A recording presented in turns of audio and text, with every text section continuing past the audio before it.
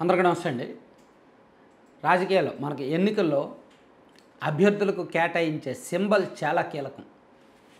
ఆ సింబల్ని బట్టే కొన్ని ఓట్లు పడతాయి. ఖచ్చితంగా సింబల్ ప్రభావితం చాలా ఉంటుంది.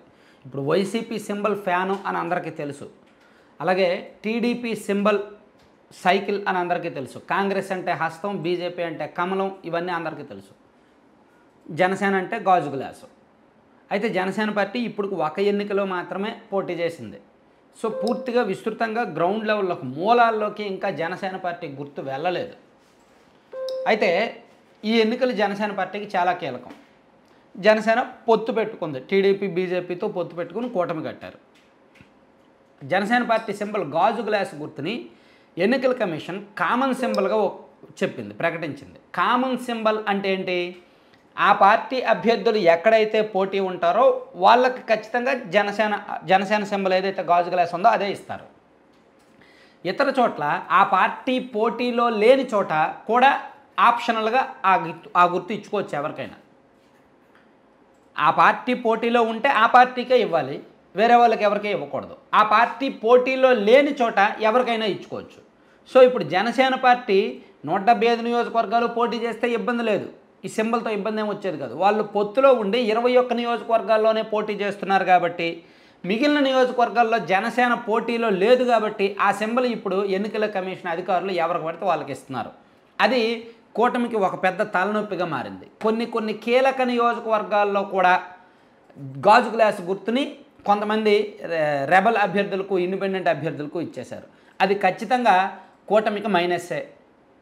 ఎందుకంటే ఒకటి ఓట్లు చీలిక, అంటే ఓట్లు చీలకూడదు అని జనసేన, టీడీపీ, బీజేపీ పొత్తు పెట్టుకున్నాయి, ప్రభుత్వ వ్యతిరేక ఓటు చీలకూడదు అని. కానీ వీళ్ళ ఓట్లు చీలిపోతాయిగా. ఇప్పుడు విజయనగరం ఉందండి, విజయనగరంలో స్వతంత్ర అభ్యర్థిగా మేసాల గీతా గారు నామినేషన్ వేశారు, మాజీ ఎమ్మెల్యే. ఆమె స్వతంత్ర అభ్యర్థిగా నామినేషన్ వేస్తే ఆమెకు గాజు గ్లాస్ గుర్తు ఇచ్చారు.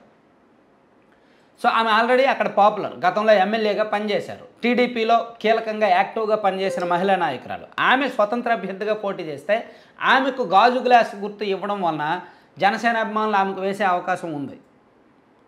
సో అంటే ఓట్లు ట్రాన్స్ఫర్ కాస్త తగ్గుతాయి.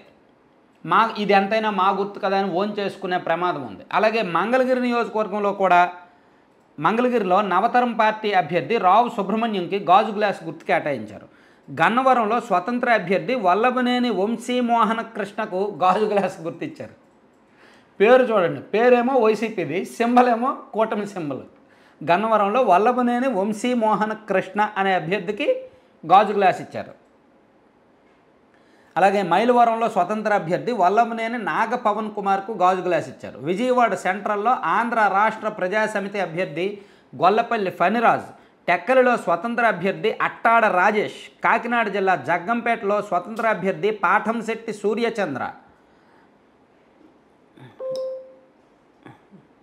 అలాగే నంబూరు శంకర్రావు, పెదకూరపాడులో ఎమ్మెల్యే నంబూరు శంకర్రావు గారి కుమారుడు స్వతంత్ర అభ్యర్థిగా నామినేషన్ వేశారు, నంబూరు కళ్యాణ్ బాబు. అతనికి గ్లాస్ టంబ్లర్ గుర్తిచ్చారనమాట.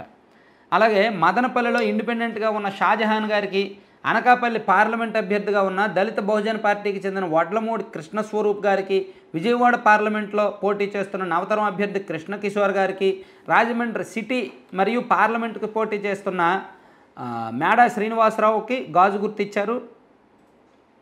ఇచ్చారనమాట. అలాగే సో చాలామంది ఉన్నారు. రాజమండ్రి సిటీ కూడా జనసేన పార్టీ గుర్తు గాజు గ్లాస్ ఇవ్వడం వలన అది ఖచ్చితంగా టీడీపీ ఓట్లకు, కూటమి ఓట్లకు గండి కొట్టడమే. ఇంకా చాలా చోట్ల ఇచ్చారు, 50కి పైగా ఇచ్చారంట. బాపట్ల, గుంటూరు, ఒంగోలు, విజయవాడ ఎంపీ అభ్యర్థులకు, స్వతంత్ర అభ్యర్థులకు గాజు గ్లాస్ గుర్తిచ్చారు. ఇంకా కొన్ని చోట్ల జనసేన, టీడీపీ రెబల్స్కి ఇచ్చారు. మండపేట, రామచంద్రాపురం, పాలకొల్లులో కూడా స్వతంత్రులకు గాజు గ్లాస్ గుర్తు. విజయవాడ తూర్పు, మైలవరం.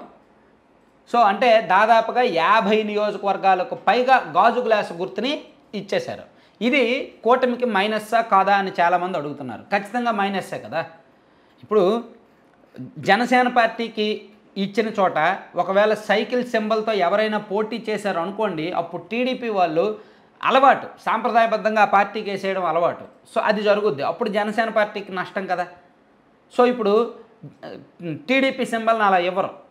ఇచ్చే అవకాశం లేదు. ఆ పార్టీకే కేటాయిస్తారు. ఆ పార్టీ పోటీ చేసినా చేయకపోయినా వాళ్ళు నిర్ణీత ప్రమాణాల్లో గత ఎన్నికల్లో ఓట్లు వచ్చాయి కాబట్టి సైకిల్ సింబల్ అనేది లైఫ్ లాంగ్ టీడీపీకే ఉంటుంది.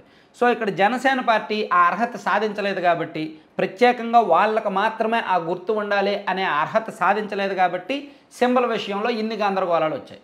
సో అందుకే ఇప్పుడు రాష్ట్ర వ్యాప్తంగా 50కి పైగా నియోజకవర్గాల్లో స్వతంత్ర అభ్యర్థులకు, రెబల్ అభ్యర్థులకు జనసేన పార్టీ సింబల్ గాజు గ్లాసుని ఇచ్చేశారు. అది ఒక పెద్ద సమస్యగా మారింది. దాన్ని చూసి ఖచ్చితంగా ఓట్లు అయితే కొంత డైవర్ట్ అవుతాయి. ఆ చీలిక ఎక్కువ లేకుండా కాస్త జాగ్రత్త పడితే బెటర్. లేదు ఏం కాదు, పెద్ద నష్టమేమీ కాదు అని తేలిక తీసుకుంటే మాత్రం నష్టం గట్టిగానే ఉంటుంది. Thank you.